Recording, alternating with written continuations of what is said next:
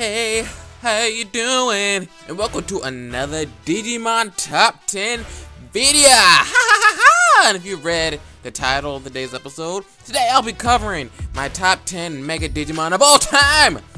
Keep in mind, this list is purely based on my opinions of the Digimon. However, I'd love to see your own list down in the comment section, and if you are new, go ahead and hit that subscribe button for more videos like this.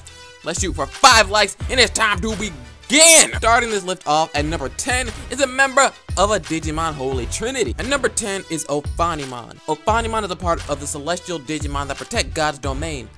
Each of these angel Digimon represent one of the 3 main aspects of God's personality, Ophanimon being the manifestation of God's love and mercy.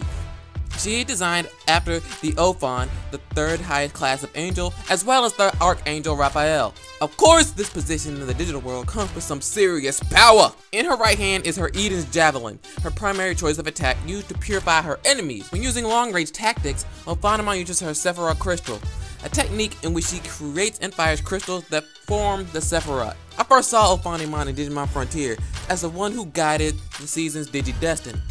Despite not contributing much in terms of combat, it was her that called forth the children, led them to their spirits, and indirectly saved their lives on numerous occasions. And plus, she's an angel Digimon, so she had to make this list, as well as my team in Digimon Masters Online. Next up is a Digimon that is in the same family tree as Ophanimon, usually. Ladies and gentlemen, give it up for Magnadramon. Along with Ophanimon, Magnadramon is another mega form Magnadramon can assume. However, instead of a 10-winged angel that represents love and mercy, we have a 10-winged dragon with more destructive power. Let me fill you in on what this thing is capable of. First off, Magnadramon is part of the 4 great dragons. Dragon Digimon derived from the 4 dragon kings, gods in the Chinese religion. Secondly, we move on to its attacks. Its go-to technique, Fire Tornado, allows it to instantaneously erase the forms of those unlucky enough to be in its path. I'm not exaggerating either. Look it up if you're a tad bit skeptical. And that's its basic attack. If it feels justified to unleash its Dragon Fire attack, the enemy might not even have an afterlife. This attack rains down devastating bolts of energy from the sky for some divine intervention. Oh, and just so you know, its Japanese name is Apocalypse. It only sucks that Magnadramon didn't get much screen time. The only time you get to see it in action is in the 3rd Digimon movie, Digimon Adventure 2 Transcendent Evolution, The Golden Digimentals. And even this wasn't even 30 seconds, as after the Golden Digi-Eggs were released, she de-Digivolved back to Gatomon. So much injustice. This list just wouldn't be complete without mentioning the ever so popular Fox Spirits. Claiming the number 8 spot is Sakuyamon, only at number 8, and we already got so many religious references. Brace yourself, because there's a lot with this one. Sakuyamon's name and design are derived from the Japanese goddess Konohana Sakuyahime, goddess of Mount Fuji and volcanoes. She is often considered a representative of Japanese life, hence her symbol, the cherry blossom. In battle, Sakuyamon uses techniques based on Onmyoto, a traditional Japanese form of divination that incorporates the concept of yin and yang. She also has control of fox spirits known as Kudagitsune, which reside in her belt until she needs them. If you want to know what a Kudagitsune might look like, Kudamon is modeled after one. Sakuyamon's signature attack is known as Dragon HELIX, in which she summons the 4 spirits and they fight for her.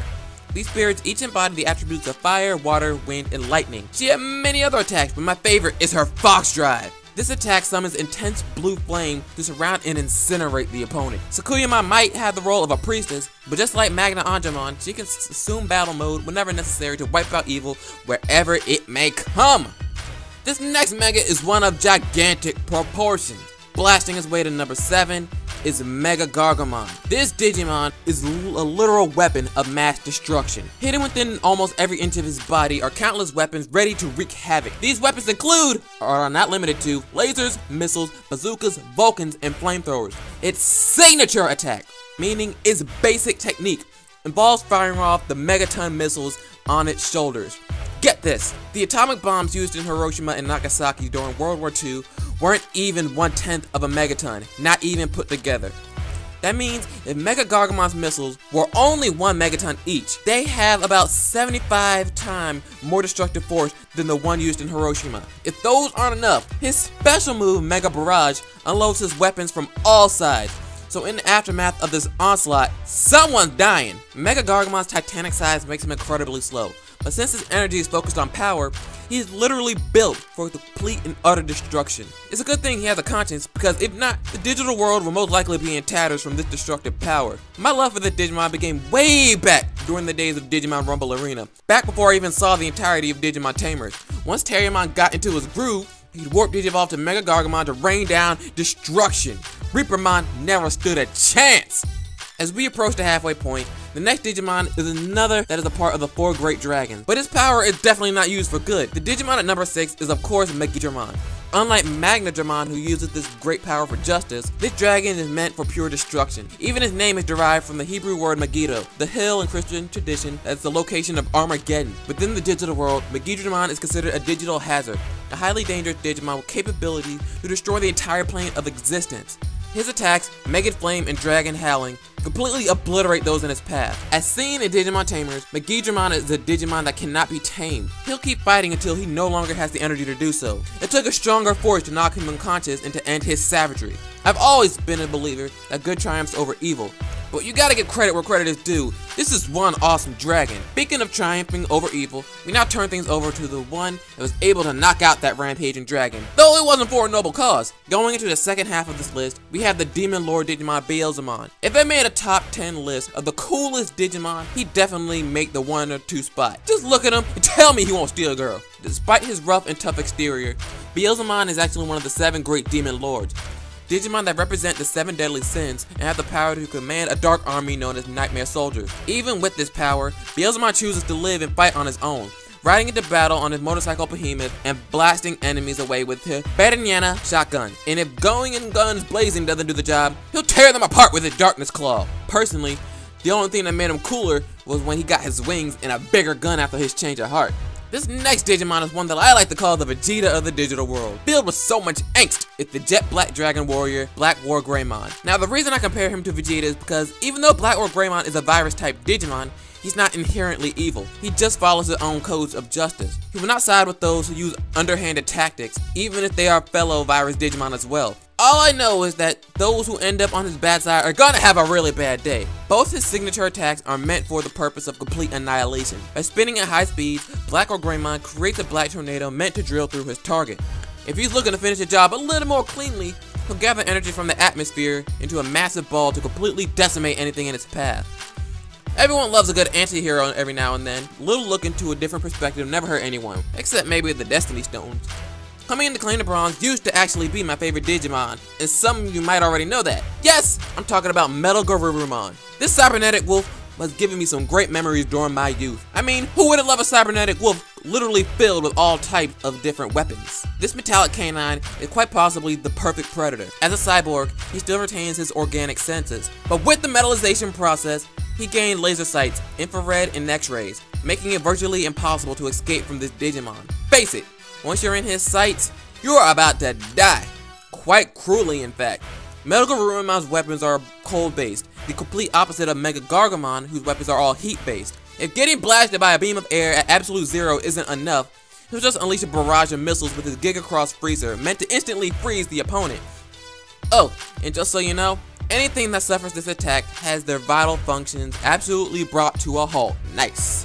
If BlackWarGreymon is the Vegeta of the digital world, then the Digimon taking the silver medal would have to be Goku. That Digimon being WarGreymon. Lie to me and tell me that when you first saw Agumon warp Digimon to this monster, you didn't lose your mind.